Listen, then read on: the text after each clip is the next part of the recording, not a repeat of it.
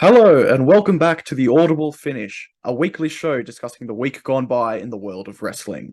I am your host, Dimitri Kalos, and alongside me, as always, is my esteemed co-host, Thanasi.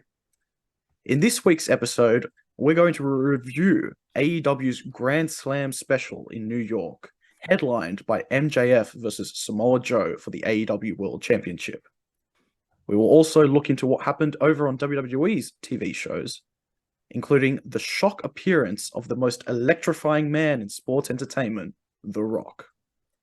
If you are enjoying the podcast and have a moment, please like, share, and subscribe. We're going to start off with AEW's programming, but if you would like to jump ahead to our thoughts on WWE, please feel free to look at the chapters in the description of the video below. On that note, Thanasi, take us away with what happened on Collision. Well, hello, Dimitri. It's great to be here. Beginning with Collision, our opening contest of the night is Ricky Starks and Big Bill taking on Claudio Castagnoli and Bryan Danielson of the Blackpool Combat Club. In the opening of the match, Bill and Claudio lock up with the finger locks in a show of strength. Claudio fails the fireman's carry at first, but we all know that he's actually strong enough to do it. And Bill does break through the double clothesline and delivers a two-man clothesline of himself, really showing the strength of the big man here. Danielson hits a Frankensteiner on Ricky, but succumbs to Bill's stinger splash as a young fan is screaming very distressedly in the audience. Ricky hits old school and mocks the yes taunt. We get colliding clotheslines to set up the hot tags, and Claudio is now relentless with strikes, uppercuts in the corner on Big Bill. On his third attempt, he does hit the fireman's carry neckbreaker, but Bill is still able to respond with a chokeslam for two. When Ricky Starks tags in, he cops the patented swings and a sharpshooter. Ricky counters the powerbomb lift with a DDT. Very nice work from there. Stark is even able to counter the label lock to secure the separation in order to go for a spear. And then in the closing of the match, Claudio and Bill are brawling on the outside, so Ricky Starks hits a low blow and a Rochambeau while the ref is distracted to pin the American Dragon. We get a brief backstage segment with Hangman and the Elite responding to Mobile Embassy in a backstage promo to set up a six-man contest for Grand Slam Rampage. Miro has a cryptic promo backstage as well about his unfinished business with Hobbs, and his emotional turmoil with his wife CJ. Every time he tries to push away, she pulls back. And I'm thinking of a potential love triangle to follow eventually, but we'll see how that pans out. The next contest of the night is Iron Savages versus FTR for the straps. Jack Jackson eats a shadow machine, an instant shadow machine after body shaming Dax. The Iron Savages, however, set up two diving splashes on Dax and then a backbreaker and choke bomb on Cash. Boulder misses the corner springboard moonsault to set up his partner's shadow machine, but he succumbs, however, to FTR, who hit a suplex and a diving splash on Boulder to secure the 3 count and the retention of the belts. The Workhorsemen from Ring of Honor come down briefly to challenge the champs, and the fans are very savage here because they start to crack "Who are you?" chants. It doesn't sound right though if it's not with a British accent, right? "Who are you?" with an American accent just doesn't come out right.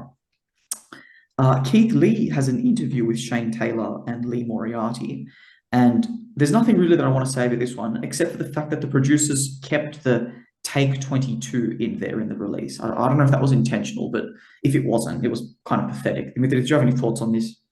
I'll be honest, I think it was intentional. And look, AEW have made glaring errors in the past with the production. They are still quite a young company, but this one, to me, it felt like, and this is a point I'm going to get to after you wrap up your thoughts on the whole show, but it felt to me like this is part of the comedy that they're going for. But I'll explain a bit more after you talk about the show. Okay, yeah, but in essence, that segment is just the two big beefy men revisiting their rivalry. Next contest of the night, John Silver of the Dark Order taking on Anthony Bowens. They back and forth a little bit without much notable offense, which leads me to notice that there is something that infuriates me in the crowd. It is a fan wearing an Olympiacos jersey. and this was a new kit. It's one of their new away kits, so it must be some wonderful diaspora Greek, just like us, who's got the money to bring that cash in. But that was my big standout from there. But at least on the match itself, Bowens does get a leapfrog Fame Asa. Silver hits the German, the super kick, Fishman Buster. Bowens hits a fireman's carry neck breaker and then a discus forearm on the outside before Evil Uno attacks behind the ref's back to set up a running knee to the head. Silver gets the heel victory. We also get a backstage promo with Eddie Kingston, and I'm quoting here, Claudio left potholes in the road that others had to fix, including himself.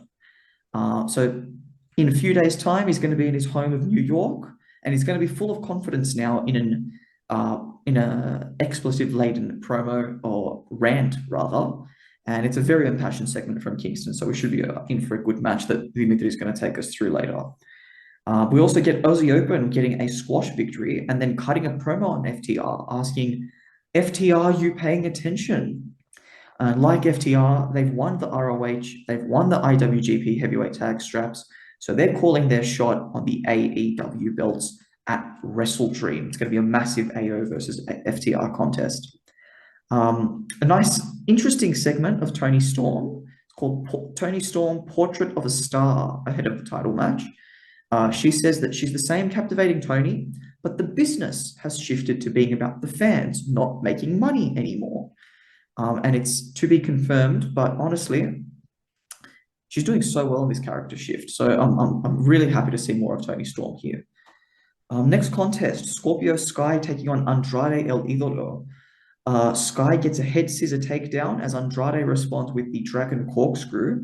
Andrade takes a vicious flipping bump onto the edge of the ring apron. I was really scared for him when he copped this bump. But he's all right, though, as he hits suplexes, he hits more Dragon Corkscrews, a flying forearm. Scorpio delivers a double sunset flip powerbomb and a tope suicida to boot. And then in the closing stages of the match, Andrade fumbles the hammerlock DDT, but does hit the figure four, and then into the figure eight, and Scorpio Sky taps out.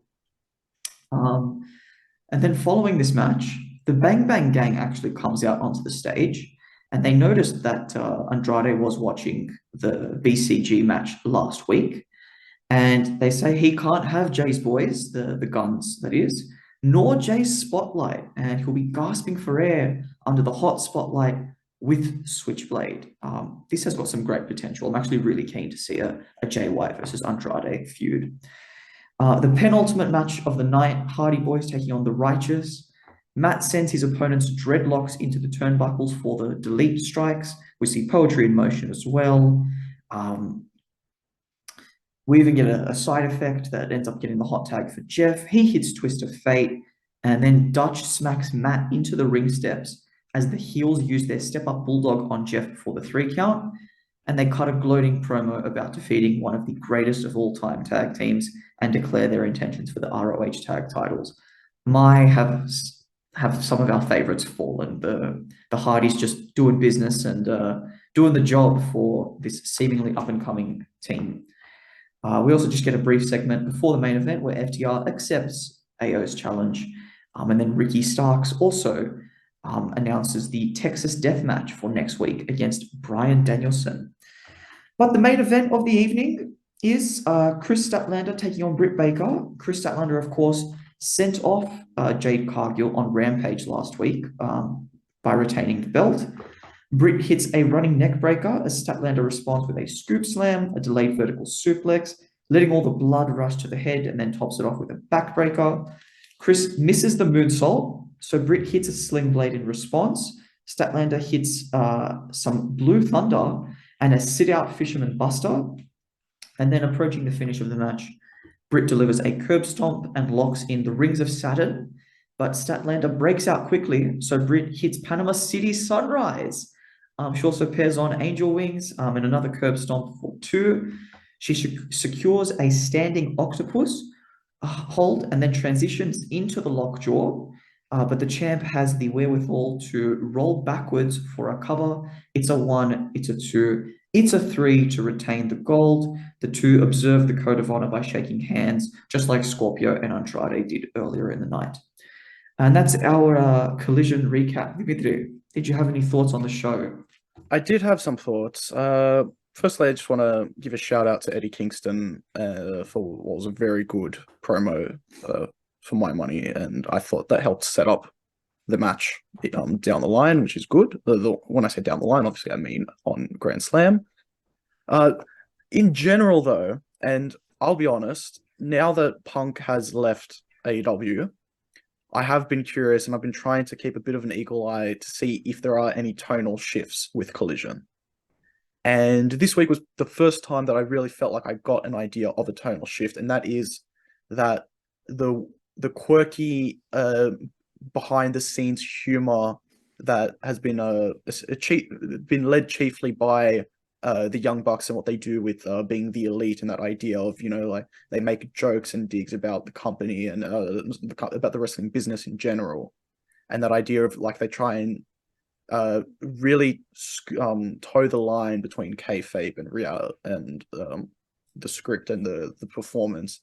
And it's something I noticed on this week's episode, and that's what I mean when you brought up the Take 22 thing. To me, that felt like a behind the scenes gag about, haha, we're a TV show and something.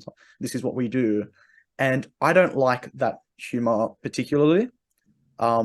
It's one of the reasons that I just don't gravitate towards the Young Bucks as much as others, because that stuff doesn't land with me the way that they intend for it to land.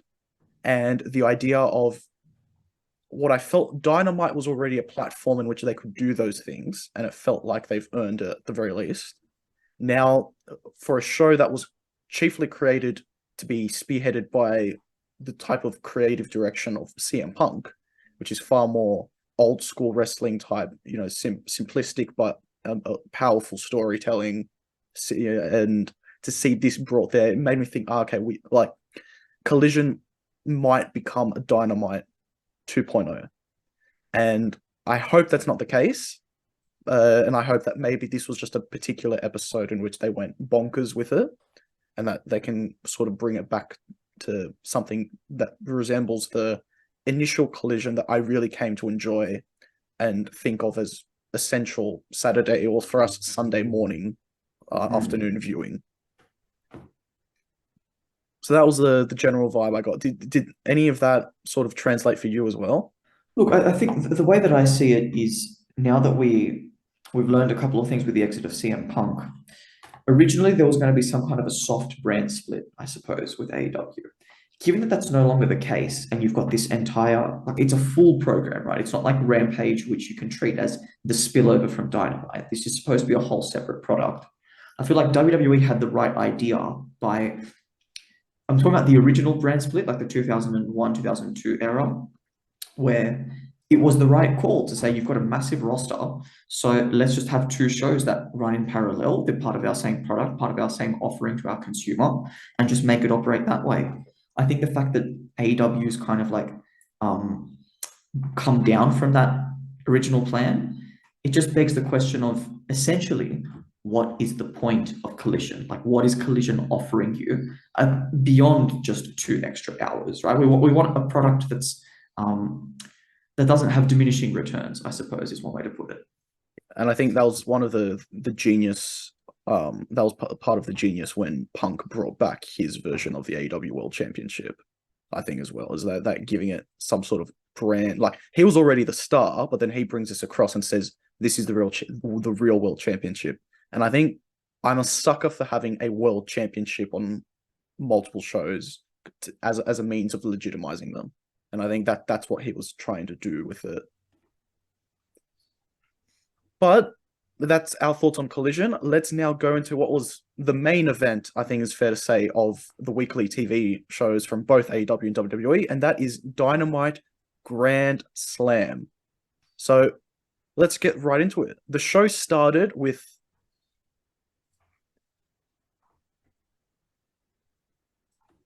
What did the show start with? Aside from recognizing the fact that this was the site of Djokovic's 24th Grand Slam victory. Sorry, I had to quickly look over my notes here, because for some reason I wrote down that John Moxley was facing Big Bill, but then I realized that was from last week. No, Yes. the proper start was Claudio Castagnoli versus Eddie Kingston for the ROH World Championship and the NJPW Strong Openweight Championship. This was a really solid outing between the two competitors. Obviously, this has been a feud and rivalry that's been years in development and has really become a focus for the two wrestlers in their time with AEW.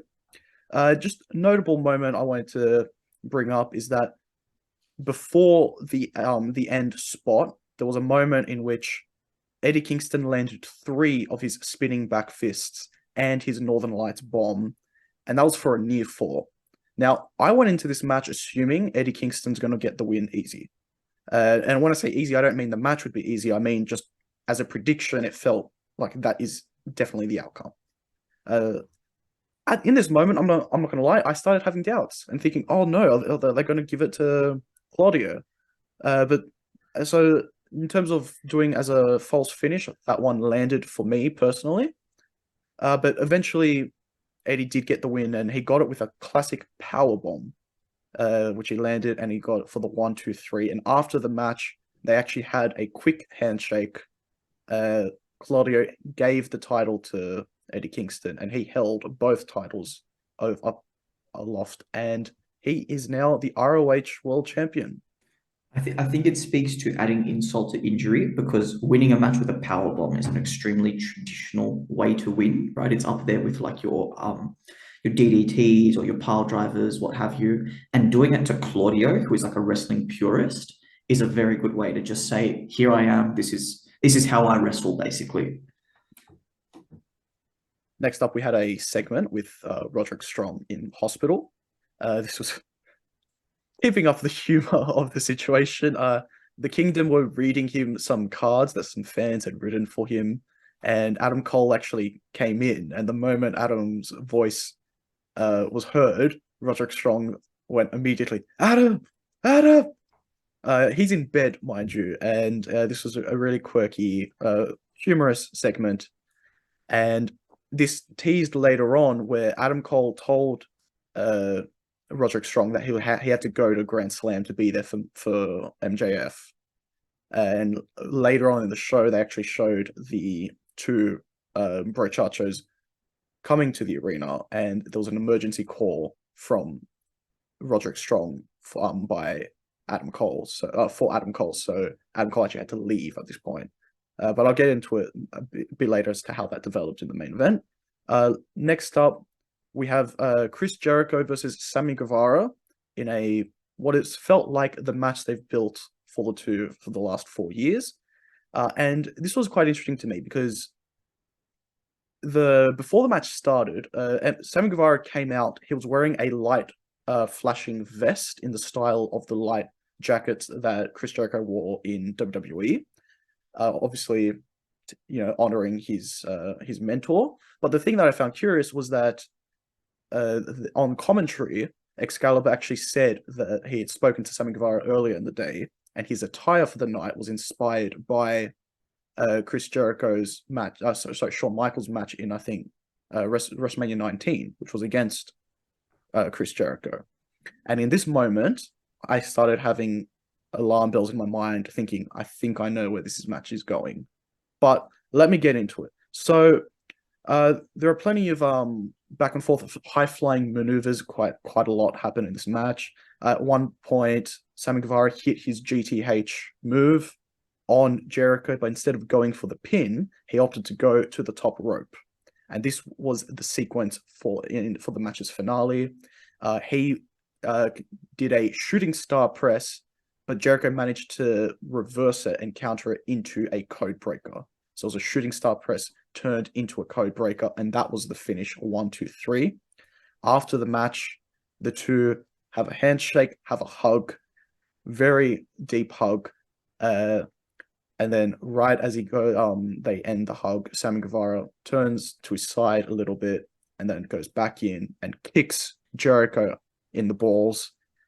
Jericho falls down on top of Guevara's body, grasping around his waist, and Guevara tosses him to the side. And at this point, Don Callis came out and is now seen. Sammy Guevara is with the Don Callis family. But key is for any viewers that have seen WrestleMania 19, that spot and exchange is exactly what happened between Chris Jericho and Shawn Michaels. And watching it, I didn't know whether to think it was clever or if it was just a bad parody. But the one thing I can definitely say without any hesitation is that this has now added an extra intrigue to the dynamic between the two. So in the match, they were selling this idea that Sammy Guevara is the Jericho to Jericho's Michaels. And I don't know. I think it's very clear this feud is nowhere near done. So we'll see how this develops. The next match we had was Rey Fenix versus Jon Moxley for the AEW International Championship. Now, for this one, I'm not going to talk too much about the spots, but I will say this. Rey Fenix kicked out after 2 pile drivers and 2 curb stomps. And he's coming back from a head injury from like 2 or 3 weeks ago, however long it was. And he actually, not only did he kick out of these maneuvers, he got the win. He hit 2 fireman's carry pile drivers onto Jon Moxley, and the first of which, Jon Moxley didn't kick out, but the ref stopped his count at 2. And this actually got some boos from the crowd because they assumed that he was getting screwed. And it's later on, what happened was Rey Fenix then hit his fireman's carry pile driver again, and this time he got the win. But the things that have been reported, which I don't know anything further on, but there are suspicions that Jon Moxley got injured in this match. And they're worried. And the thing is, with that report, the fact that he didn't kick out at all, and they counted it as a kick out, makes me suspect maybe he did get a head injury, and he sort of lost focus and didn't know exactly where he was. He got disoriented. So in this match, I kind of felt the whole point of Rey Fenix getting the championship kind of got overshadowed by everything else that happened. And it's a short reign for Jon Moxley as AEW International Champion. So we'll see how this develops. But let's get into the next match, which is Toni Storm versus Saraya for the AEW Women's World Championship. And Thanasit, you talked about the segment she had on Collision. On this one, she actually came out and there was new music for her. She came out and there was a black and white vignette type of production on her during her walking entrance to the ring. And I have to say, the crowd is completely behind her now. And I think this was the first time I'm going to say since Britt Baker was champion, that it felt like the women's division actually was engaging the crowd and not just existing for the crowd.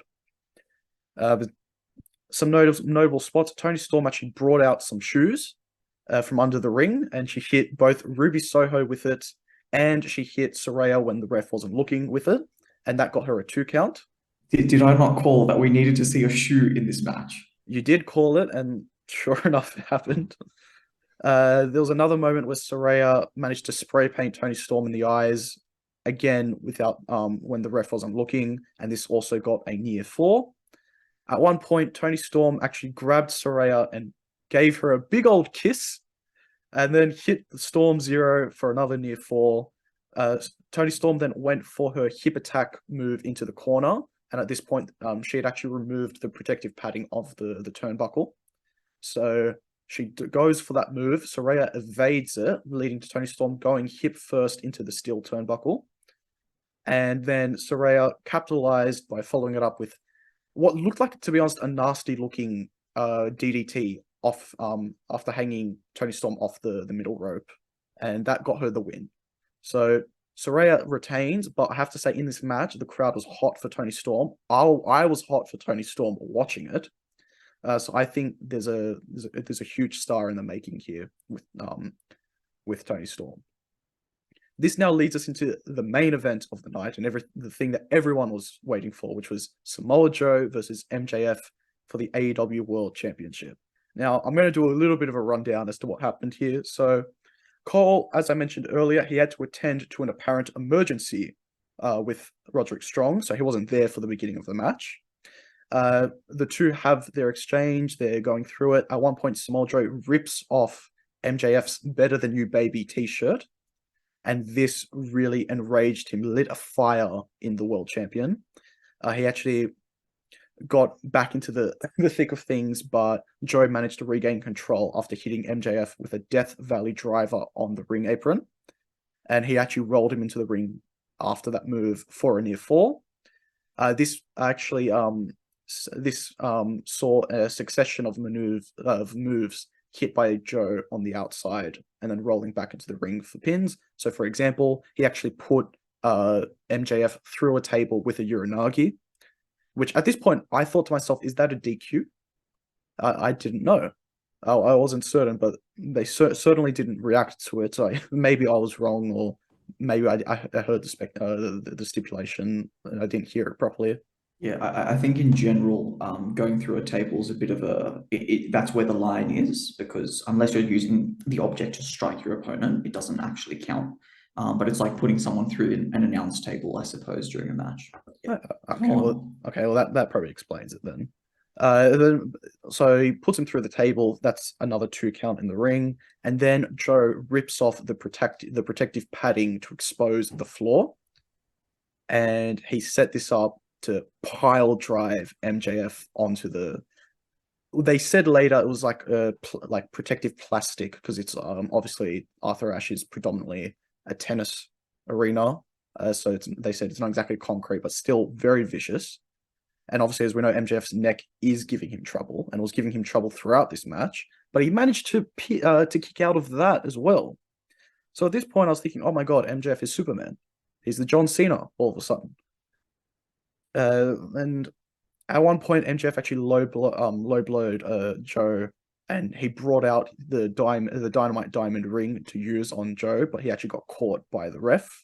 And as the ref was taking that away, Joe reciprocated the low blow with his own low blow on MJF. And this gave him the advantage to hit the Muscle Buster. And at this point, you're thinking, is it over? 1, 2, kick out. MJF kicks out again. And at this point, Joe actually looked shocked beyond belief. So there's a good theatricality going on here. At this point, he actually locks in his chokehold, and it looks like he's going to knock out MJF. But Adam Cole then runs out. So he's taken care of the apparent emergency with Roderick Strong. He's out. They're doing the arm drop technique in this case for the knockout. So Adam Cole motivates the crowd to cheer him on and cheer MJF to hold on, and he manages to stop his arm before the 3rd drop.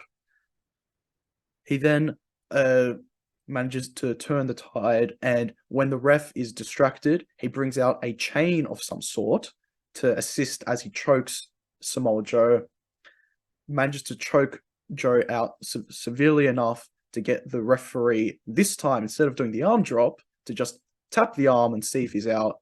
And sure enough, MJF KOs Samoa Joe, and he retains the AEW World Championship. And after the match, Samoa Joe, like a sporting wrestler, even though he's pissed off, shakes MJF's hand as a show of respect. Honestly, I know you're going to have thoughts on this finish. I just want to say, I find it amazing that MJF has now managed to make Bryan Danielson tap out and has now managed to KO Samoa Joe. So he's using these maneuvers to get rid of these legends of wrestling. And I have to say, I brought it up before, these are John Cena level feats that he's pulling off now. And it's a good thing the wrestling world respects him. Otherwise, they would be so pissed off right now. Look, I think it's when a veteran puts over a young wrestler, I always view it as it's a form of endorsement, right? So for Joe, essentially, and obviously, kayfabe aside, for Joe to provide MJF with this knockout victory, exactly as was promised, Joe, I'm going to choke you out. It's a fantastic step for MJF, right? So it's a great way for him to get a run. It's a good rub for him to get a victory over Joe. So good on to him for putting on a showing like this. I thought it was fabulous. But yeah, I do get what you mean about like this whole John Cena level uh, invincibility, I think I'm going to call it. Yeah. And I just have to say, just a minor gripe. I brought it up last week about this pet peeve I have with the knockout technique that the referees use. Using two variations of it in the same match, no less, I think is bloody cruel, and it's ruining the theatricality of the arm drop because you know whenever they use that, it's not leading to anything, not going to lead to the finish, and then they do the other one, and I'm just like, what the hell? If I can just say to our listeners, if we're wrong, if there is some kind of a kayfabe explanation for why they do a 3 count or just one shake, please tell us in the comments section. We're dying to know because it just seems completely inconsistent. Yes, please, because I don't know if I'm going crazy or if like what's going on. So yes, thank you for saying that. Yes, viewers, please, if any of you have any idea as to the logic behind this, even just in the wrestling world, let us know.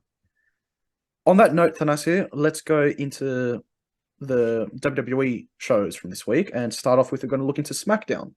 Yes, well, when I opened up my SmackDown, I saw that Pat McAfee was out because apparently he was in the area, and he's confronted by his WrestleMania 38 opponent, Austin Theory, who says that at 26 years old, he says McAfee just had a mugshot, but Austin is on a mug and t-shirts, the merch.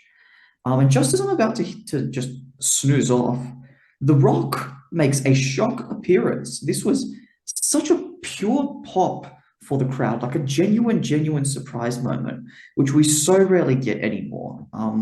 So I thought it was a fabulous moment. I think you agree with me, Dimitri, on this one. But Austin pointed out that it's actually a very new, a different Austin and Rock moment that we got there.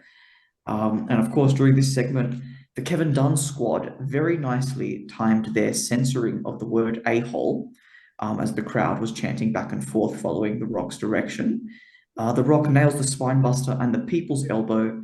Pat McAfee also hits his own as well to close out this feel-good segment. Look, it's not good for Austin Theory, to be honest, but this stuff happens, unfortunately. And they are showing at least a degree of trust because he's had these kinds of segments with various trusted legends. But the opening match of the evening is Finn Balor taking on AJ Styles. And of course, in another universe, we'd be dying for this match, right? In fact, in this universe as well, we saw these guys go head-to-head on pay-per-view. But unfortunately, we just get this as an opening match on TV. AJ fails to hit the Frankensteiner and the Styles clash. But never fear, because he does manage to hit a fireman's carry neckbreaker and a springboard elbow to the outside. AJ also looks for the clash, but a Jimmy Uso distraction allows the crucifix pin by Finn to get the 1, 2, 3. Usually, we don't actually see wins with a crucifix pin, so I thought that was an interesting point. So like I said, on paper, a fantastic pairing, but a bit of an underwhelming matchup. And backstage, of course, Finn thinks that Jimmy or speaks to Jimmy and suggests that he and Jay should join Judgment Day, where there's no Roman and no leaders. We also get an LWO promo where Ray says that he was devastated personally and he was at a career crossroads. But with his new familiar, the LWO, he's now US champion. Santos as well honorably requests a title match against his idol, which of course he accepts. And then Lashley and the Street Profits come out, and the taunting results in a tag contest against Del Toro and Joaquin Wilde. Del Toro cops a hip toss over the top rope to the outside as Wilde eats a spinebuster neckbreaker combo from the Street Profits. That is enough to get the win. Next match of the night, we get the blow-off, or the seeming blow-off, of LA Knight and The Miz. So the boys exchange some chops before Knight actually gets a scoop slam and a neck breaker, as well as a springboard shoulder tackle. He also delivers a bulldog from the middle turnbuckle. Miz hits the corner clothesline and combines it with a reverse STO.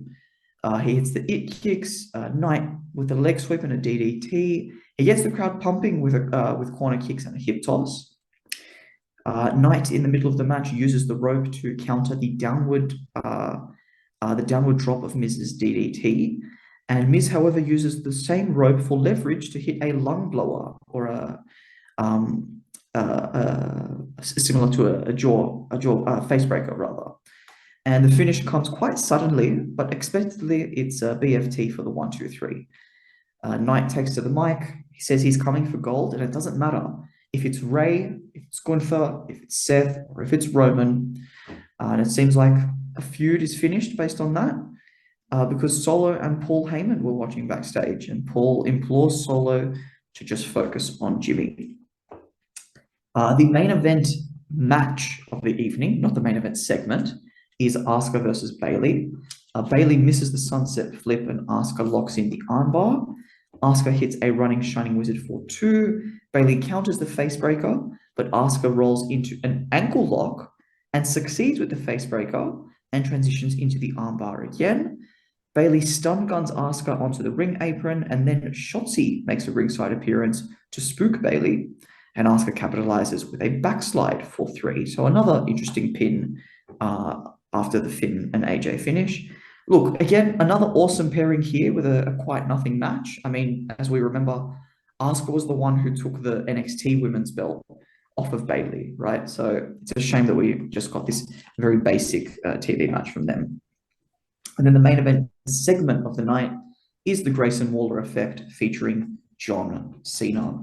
Waller said that at Payback, Cena should have let the stars shine by sitting back a bit more. Couldn't agree more personally. He doesn't let Cena even get a word in, and he says Cena hasn't been in the same since getting whipped at WrestleMania by his mate Austin Theory. Jimmy Uso makes an appearance here. He says Waller has a point because no one wants Cena around. And then Solo and Paulie come out too. He stands nose to nose with John Cena. And then he teases strangling Jimmy, but it's just a swerve, and he hits Cena with a super kick. And who should make the save but one AJ Styles? He evens out the score. The heels scurry out before Cena can hit the Attitude Adjustment, or the FU on Jimmy. And perhaps Cena's going to become a new honorary good brother. But that's what we get for the close of the match and the close of the show. Dimitri, back to you. All right, well, let's now move on to this week's Raw, and let's have a quick rundown of what happened on this week's edition. So, Raw began with Cody Rhodes, who, like last week, tried to talk about Jey Uso when he was interrupted, just like last week, by Dominic Mysterio. Damian Priest and Finn Balor then later on joined Dominic Mysterio in the corner, and this set up for a match between the American Nightmare and Dirty Dom. In the match, Cody managed to hit his Cody Cutter and Crossroads for the victory. And post-match, Sami and Kevin Owens came out to ward off the Judgment Day. And then before Cody can leave, Kevin Owens asked him to stay in the ring. And finally, they can discuss what Cody wanted to talk about, which was Jey Uso. Cody said that the reason he did what he did is because Jey deserved a second chance, and the Bloodline are now down a member, so for him, he feels it's a win-win for both parties. Owens at this point says that he can't trust Jey because of his actions while with the Bloodline, but he will trust in Sami and Cody, who are vouching for him, and hope that they aren't wrong about main event Jey Uso. I just want to make this point about this particular segment. I really liked the fact that everyone had good logic for explaining their point of view, but also I liked the positioning of the bodies on the screen here, because we had Sami trying to play peacemaker, and we've got Kevin Owens perched kind of on his high horse, and then Cody Rhodes on the other side of the ring, and Sami trying to bring them together. So I thought this was really good positioning in this particular scene. A little bit thinking like a director here, but I digress. We then had our next match of the night, which was Kofi Kingston versus Ivar of the Viking Raiders. Kofi won with his finish of Trouble in Paradise. But I just want to note that the two had a very solid match. And for two wrestlers, especially Ivar, who's considered a tag team specialist, I felt like these two really did a lot to give each other time and to give themselves some attention. And it reminds me of last week when Drew McIntyre faced Xavier Woods, another tag team specialist, and those two were still given the time to really show off their talents. After that match, we had Shinsuke Nakamura versus Ricochet. As we know, this was set up last week on Raw. And Rollins tried pre-match to fight Shinsuke, but he was actually stopped by security and officials. In the match, Shinsuke was trying to goad Ricochet, and at one point he actually brought out a chair. And before he could hit Ricochet with it, Ricochet attacked Nakamura. He dropped the chair, and then the High Flyer picked it up and hit Shinsuke in what I felt was very bizarre, and he actually got himself disqualified as a result. And afterwards, Nakamura does a post-match beatdown on Ricochet in his left leg, but Rollins actually ran out and he starts brawling with Nakamura, and the world champion at this point actually loses the skirmish with Nakamura, who actually slams him onto a steel chair and onto an announce table, both back first, attacking the back again. The next match we had, Shayna Baszler and Zoe Stark teamed up against Chelsea Green and Piper Niven. Before we could get a proper outcome out of this match, Nia Jax intervened and attacked everyone. And I saw a funny post somewhere that said, Nia Jax in true Roman Reigns form is wrecking everyone and leaving. So I thought that was amusing, but it seems that Nia Jax doesn't care who she beats up as long as she does beat up.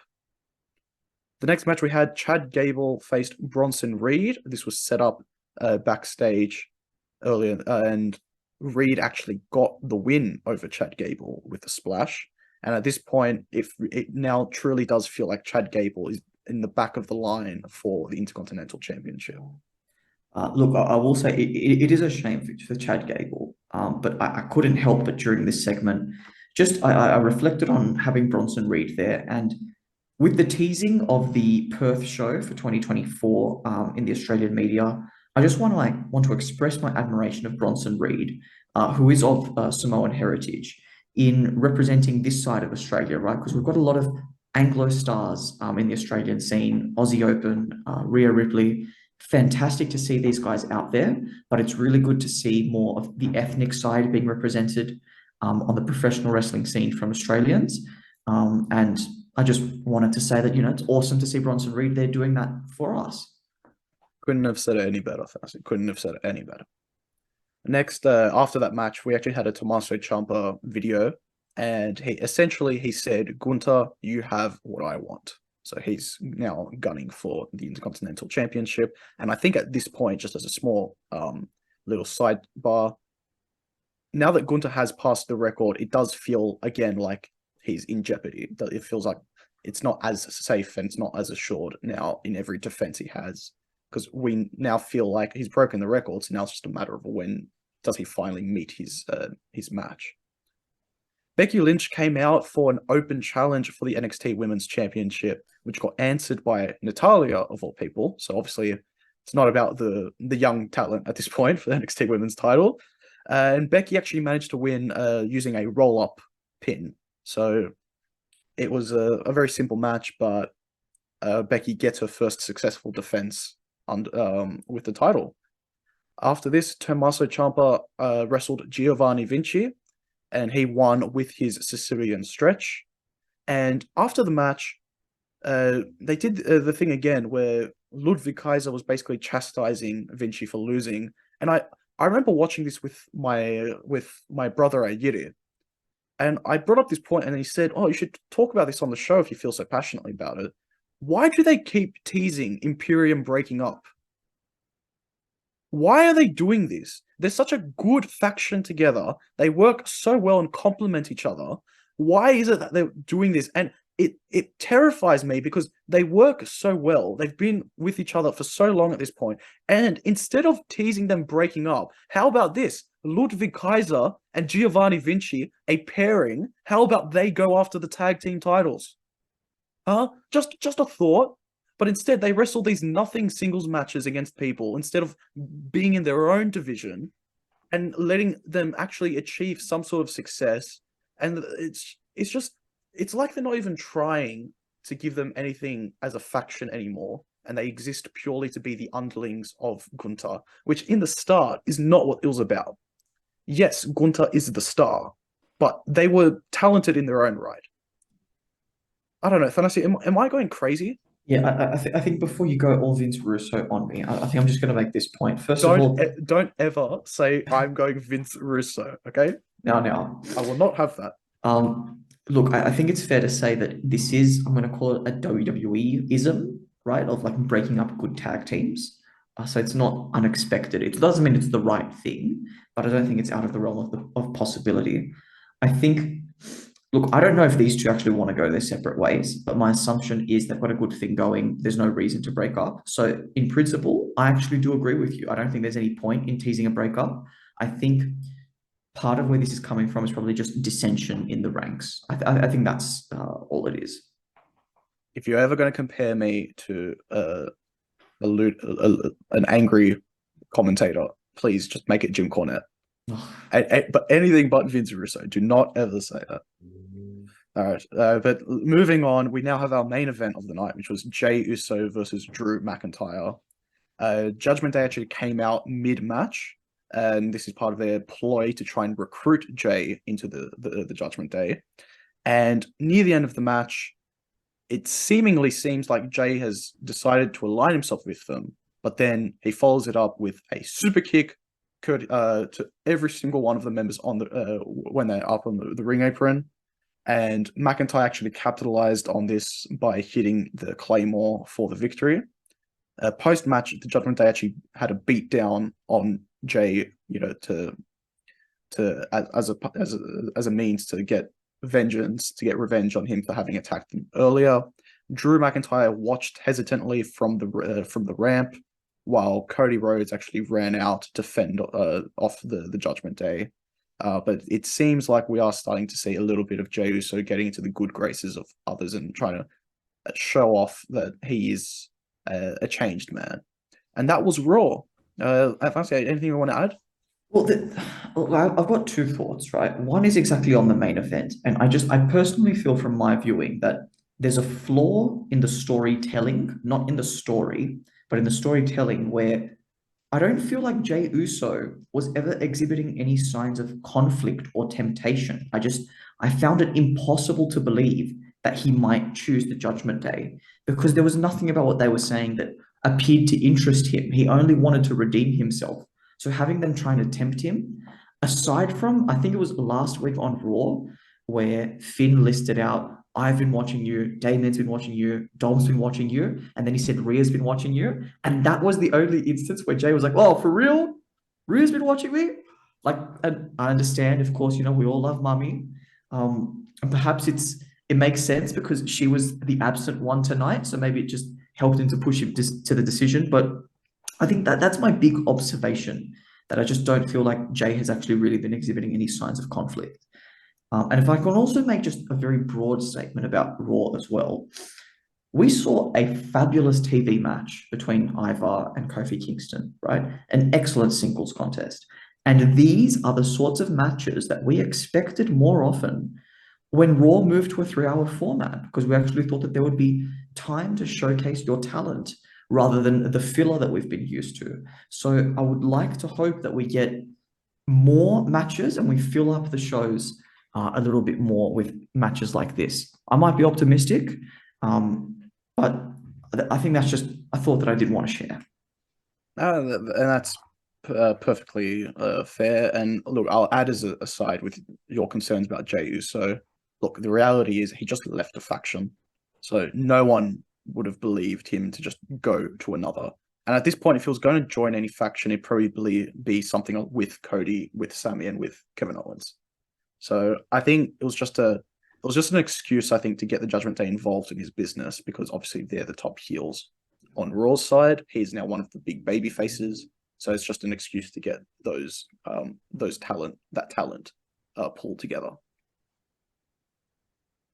As you know, Thanasi, Becky Lynch recently won the NXT Women's Championship from Tiffany Stratton, and this was the last championship she needed to win to complete the Grand Slam in WWE. As such, I thought it fitting to devise a quiz on the history of the NXT Women's Championship. Oh, fabulous. So I've made up 10 questions in total. You ready to give it a crack? Let's get on to the quiz. All right. Well, question one, what year was the NXT Women's Championship introduced? I believe it was in 2000. Or who was the inaugural champ? I think it was Paige was the inaugural champ. I believe it was 2014. Very close. It was 2013. Okay. Yes. So as we know, NXT, what we consider the black and gold era, I think started in 2012, and the following years when they introduced the women's championship. So 2013. You brought up Paige, the inaugural champ. Paige defeated. This is for question two. Which Aussie wrestler in the tournament final to be crowned inaugural champion? It is the wrestler currently known as Tennille Dashwood, then known as Emma. That is correct. And as I'm sure you're aware, Tennille Dashwood returned to WWE last year, and she now is Emma once more. Oh, you're right, yes. She hasn't been appearing very often, so forgive me. No, we'll give you that. Question number three. How many wrestlers have won the NXT Women's Championship? Now, there's a leeway of 2 here, but if you get it exactly right, I'll count it as an extra point. Okay. To be honest, the way that I'm going to go about it, I'm going to try listing as many as I can. So I'm going to go with Paige has done it, Charlotte's done it, Sasha's done it, Bailey, Asuka, Shayna Baszler, Ember Moon, Kairi Sane. And this is, I think, around the time that I kind of stopped watching. So this is where my memory goes fuzzy. Obviously, we know Becky Lynch has it currently. Before her, what is Stratton, and then before Stratton, I'm at 10 now, and I'm just going to make a guess at the remainder of them. Mandy Rose, another one I could name off the top of my head. But let's go with 15. You're in the margin. I'm in the interval. Excellent. So you get a point. The correct answer, and you're going to be so annoyed here, was 16. Oh, okay, one off. So you're very close. And this now leads into my next question, which is, of those 16, how many have gone on to win a main roster women's championship? Oh, that's a very good one. And I'm talking singles women's championship. I'm not factoring in tag titles. And here I've also got a leeway of 1 as well. Okay. So you've got a little bit of breathing room. Yeah. Well, I know all of the 4 horsewomen: Asuka, Rhea Ripley. Shayna Baszler has not won a singles title. Paige has won the Divas title. So that's 7. I can't help but feel that I'm forgetting someone. So I'm going to go with 1 extra and say 8 and hope that that's within the bound. Well, your intuition paid off there because you got it exactly right. Aha. You're correct. You're missing 1 person, and that was Io Shirai or Io Sky. Oh, yes. Yes, the current reigning defending women's champion. Exactly right. Question number 5. Which wrestler famously won the NXT Women's Championship at the first TakeOver Brooklyn in 2015? At the first TakeOver Brooklyn, that's got to be Bailey. She must have defeated Sasha Banks in the Iron Woman match, I think, potentially. It wasn't the Iron Woman match, but it was Bailey, and it was against Sasha Banks. Next question. 3 wrestlers have held the NXT Women's Championship for more than 1 year within a single reign. Name the 3. Asuka's 1. I'm pretty sure Shayna Baszler is the 2nd. I don't know if it was the immediate next reign, but I'm confident Shayna Baszler. And I want to say Mandy Rose. You got the trifecta. Aha. Yep, that's exactly right. Asuka obviously has the distinction for being the longest reigning champion, but Shayna Baszler and Mandy Rose both had, as the question says, reigns that lasted more than a year. So kudos to them. Question number 7. Not counting Becky Lynch, who has the record for shortest reign? Not counting Becky Lynch. Okay. That's because she's the current champion, I assume. She's the current champion, and I thought, I don't want to Hmm. put her name in it. I remember Ember Moon had a pretty short reign, but I'm not sure if there was anyone shorter than hers. But that's the best I can remember, so I'm going to go with Ember Moon. That's incorrect. The correct answer is Indy Hartwell. She held it for 31 days, and then I believe she had to vacate it due to an injury. And yeah, so currently that's the shortest reign of any NXT Women's Champion. The next question, number 8. Who is the only person to have held the NXT Women's Championship simultaneously with a main roster championship? There wasn't a very long crossover, but I know for 100% sure because I've watched the clip where she relinquishes the NXT Women's title, and that would be Paige.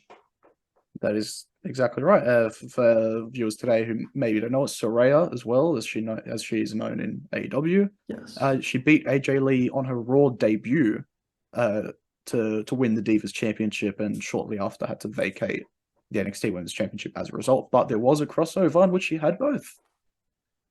Question number 9. Now, this one is, I'm not going to lie, is a bit tricky. The NXT Women's Championship has changed hands twice on non-NXT specific events. Can you name the 2 wrestlers to have won the NXT Women's title on non-NXT events? And for a bonus point, can you name the event in which they won it? Okay, so the first one that comes to mind is at WrestleMania 36 when Charlotte defeated Rhea Ripley to win the strap. As for the second one, I'm racking my brains here, but I can't seem to come up with anything. So I'm just gonna guess that it was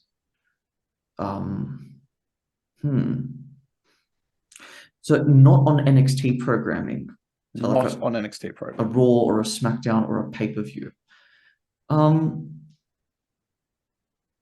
Let's say, just as a laugh, as a stab, that the Evolution pay-per-view in 2019. Do you want to guess a wrestler? I don't know. Shayna Baszler. I actually can't believe you got that right. Oh my God, you got it completely right. Did I actually? Yep. So this is 100% shoot. Like there is no way that I was ever gonna. That was a massive stab in the dark. I'm not gonna lie, I'm kind of pissed off because you clearly didn't know. Wow.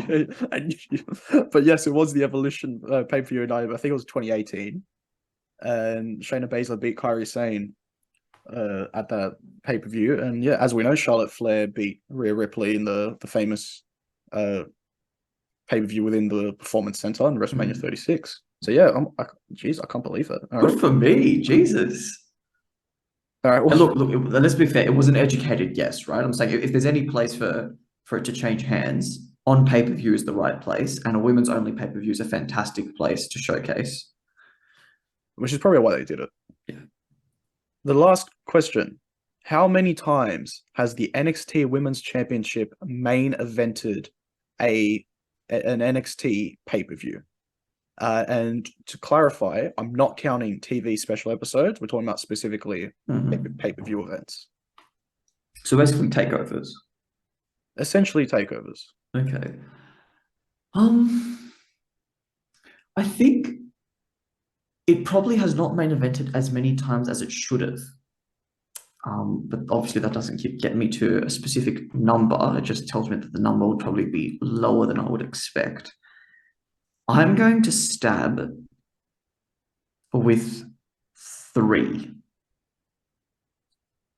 You did it again. Just pulled a number out of the dark. Yep, it is three, and I've got them listed here. The first time was Takeover Respect, and this Mhm. was the Iron Woman's match that you were talking about. Aha, okay. So that was the rematch between Bailey and Sasha Banks, which Bailey won, I believe, 3-2. The next time wasn't until 5 years later, and it was at NXT Takeover in Your House 2020. Io Shirai beating Charlotte Flair and Rhea Ripley, Yep. and then Io Shirai was in the other main event, which was at Takeover Stand and Deliver Night 1 in 2021, and that saw Raquel Gonzalez, or now known as Raquel Rodriguez, get the win. So that's it. You got 12 out of 13 possible points on this one. You're kidding me. And hilariously, the only question you got wrong is just when the title was introduced. And I was off by 1 year. And you're off by 1 year. So, Okay. so you knew everything else about its history except for when it actually came into existence, which I don't know. There's something amusing about that. Good for me. Well, I hope our listeners did as well as they did, or if they didn't get that 13, if they learnt a couple of interesting facts about the NXT Women's Title belt. Hopefully. That brings us to the end of this week's edition of the Audible Finish. Thanasi, great to have your company as always. Thanks for having me, and thanks for listening, everybody. Yes, exactly. Thank you to everyone for tuning in. And until next time, we hope everything you do is just too sweet.